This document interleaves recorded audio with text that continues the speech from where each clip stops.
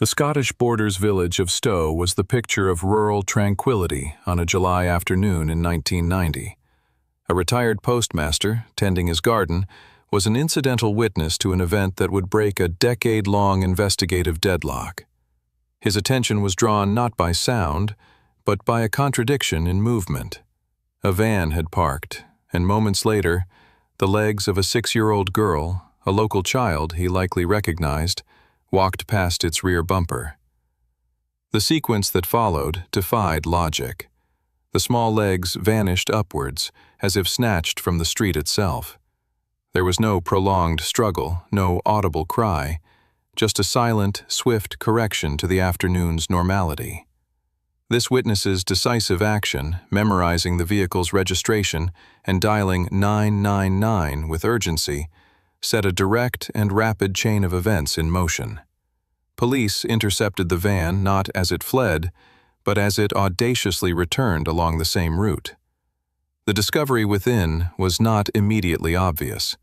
A cursory search of the van's main compartment revealed nothing. It was only upon investigating a modified sleeping area that officers found a heavy canvas sack. Inside, bound and gagged, was the missing girl, alive but in critical condition from suffocation. The man who pulled her free was her own father, a policeman who had responded to the call. In the driver's seat, offering no resistance, was Robert Black.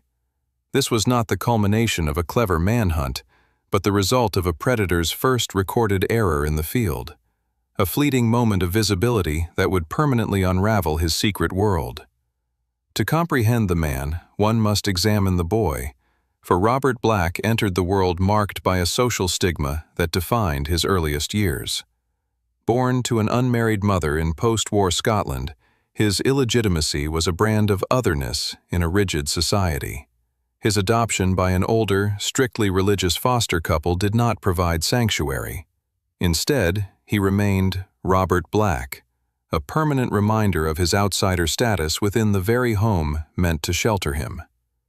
Accounts from Black himself described a childhood devoid of warmth, punctuated by physical punishment for commonplace childhood failings like bedwetting. This foundation of rejection and alleged abuse created an emotional vacuum, a place where connection and empathy failed to root.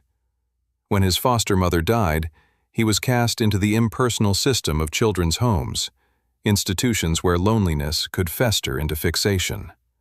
It was in this sterile, regimented environment that his sexual deviance first manifested, not as a sudden impulse, but as a creeping distortion of curiosity. Experts who later dissected his life path see this period not as an excuse for his future horrors, but as the critical, formative stage where his capacity for normal human attachment was starved, and a predatory obsession with the vulnerability of children began its insidious growth. The child who was never shown safety would spend his adulthood destroying it in others. The judicial system's first and most fateful encounter with Robert Black occurred in 1963 in the town of Greenock. At 16, he had already progressed from furtive observations to violent action. Luring a 7-year-old girl into a disused air raid shelter with a promise of kittens, he launched a brutal assault, choking her into unconsciousness before molesting her. He left her for dead, though she would survive. This was not a minor act of mischief. It was a premeditated, violent sexual attack that displayed the core hallmarks of his future crimes: the ruse, the blitz attack, the focus on a helpless child. His arrest should have been a pivotal intervention point. Instead, it became a catastrophic failure. The Scottish courts of the era, lacking modern understanding of predatory sexual psychopathology, processed the act through an inadequate legal lens. He was convicted merely of lewd and libidinous behaviour, a charge that utterly failed to capture the violence and danger he represented. He received no meaningful prison sentence, no mandated psychiatric treatment. He was simply released back onto the streets.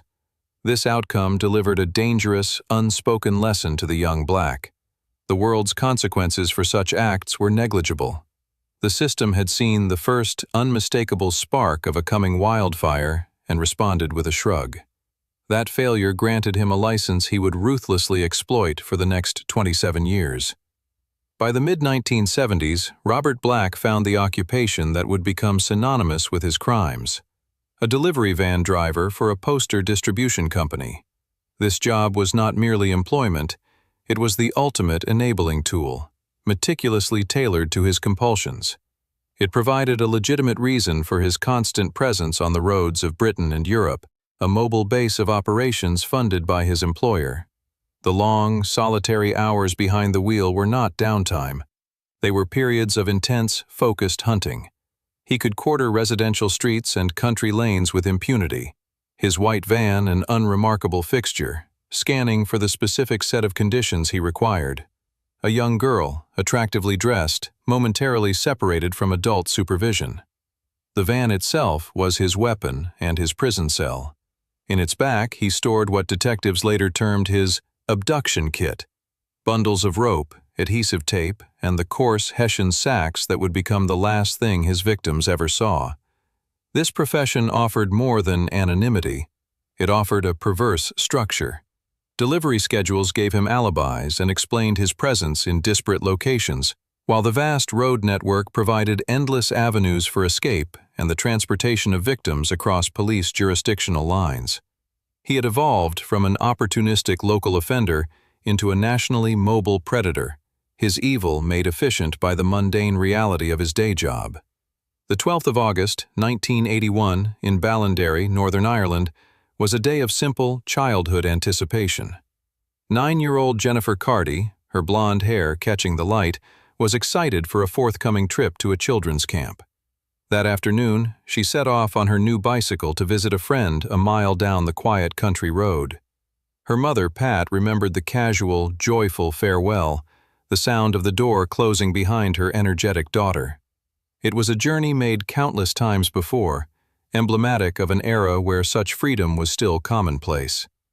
The precise moment of her encounter with Robert Black, who was in the area on a delivery, is frozen in the evidence left behind. Her bicycle was later discovered in a field, its kickstand down, indicating a deliberate stop. Investigators believe Black used a familiar, trust-exploiting ruse, perhaps offering directions or asking about a lost pet, to get close. What followed was a moment of terrifying violence, executed with the chilling efficiency he had perfected. Jennifer was overpowered, silenced, and placed into his van, all within a span of seconds, leaving no witness but the silent countryside. Her absence was a slow dawning terror for her family, a puzzle that began with a missed appointment and spiraled into a community-wide search involving police, army, and hundreds of volunteers, all holding on to a fading hope that was extinguished 6 days later with the discovery of her body. She drew a fierce, maternal strength from this, interpreting it as evidence that Jennifer had fought back with such force that he needed to subdue her further. The guilty verdict, when it came, was a relief tempered by exhaustion. It could not restore what was lost, but it provided a definitive, legal truth.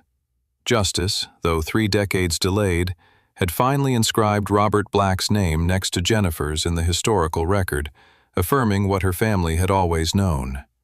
Robert Black's death in prison in 2016 closed the chapter on his life, but not on the impact of his crimes.